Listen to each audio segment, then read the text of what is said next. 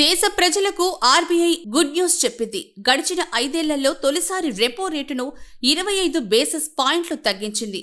దీంతో repo rate 6.5% నుంచి 6.25%కు చేరనుంది.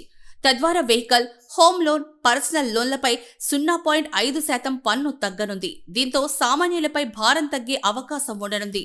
అలాగే రోజురోజుకు పెరిగిపోతున్న ద్రవ్యోల్బణంను కూడా కట్టడి చేసి 4%కు తీసుకురావడానికి కూడా ఇది ఉపయోగపడనుందని ఆర్బీఐ గవర్నర్ సంజయ్ మల్హోత్రా అన్నారు. చివరిగా 2020లో 40 బేసిస్ పాయింట్లను తగ్గించిన ఆర్బీఐ గడిచిన 5 ఏళ్లలో ఎప్పుడూ తగ్గించలేదు. రెపో రేటు తగ్గింపుతో బ్యాంకులు రిజర్వ్ బ్యాంకు వద్ద నుంచి తక్కువ వడ్డీ రేటుకి రుణాలు పొందుతాయి.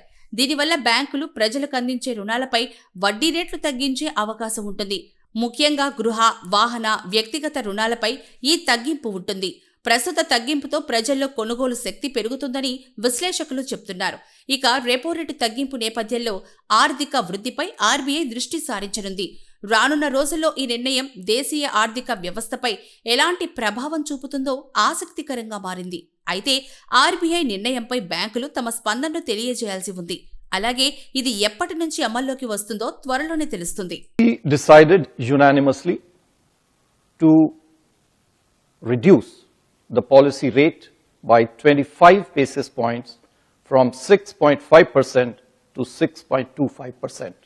I repeat, the MPC unanimously decided to reduce the policy rate by 25 basis points from 6.5% to 6.25%.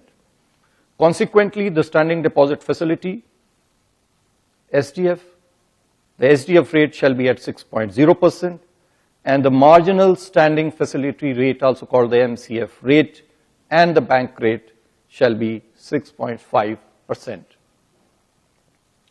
The MPC also decided unanimously again to continue with the neutral stance. Well, I believe that it has served the Indian economy very well over these years, including the very challenging period since the pandemic. The average inflation has been lower post the introduction of this framework. Moreover, CPI has mostly stayed aligned with the target given under this framework, barring a few occasions of breaching the upper tolerance band since its inception. We in the Reserve Bank and the Monetary Policy Committee will continue to improve the macroeconomic outcomes in the best interest of the economy, using the flexibility which is embedded in the framework, while responding to the evolving growth-inflation dynamics. I shall now state the rationale for the decision in brief. The MPC noted that inflation has declined, supported by favorable outlook on food and continuing transmission of past monetary policy action. It is expected to further moderate in 2025-26, gradually aligning with the target.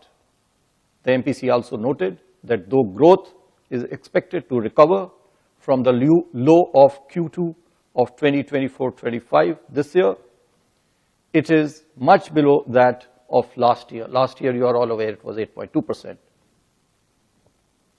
This growth inflation dynamics opens up policy space for the MPC to support growth, while remaining focused on aligning inflation with the target. And accordingly, the MPC decided to reduce the policy rate, by 25 basis points to 6.25%. At the same time, the MPC felt that excessive volatility in global financial markets and continued uncertainties about global trade policies, coupled with adverse weather events, pose risks to the growth and inflation outlook. This calls for the MPC to remain watchful. Accordingly, it decided to continue with a neutral stance.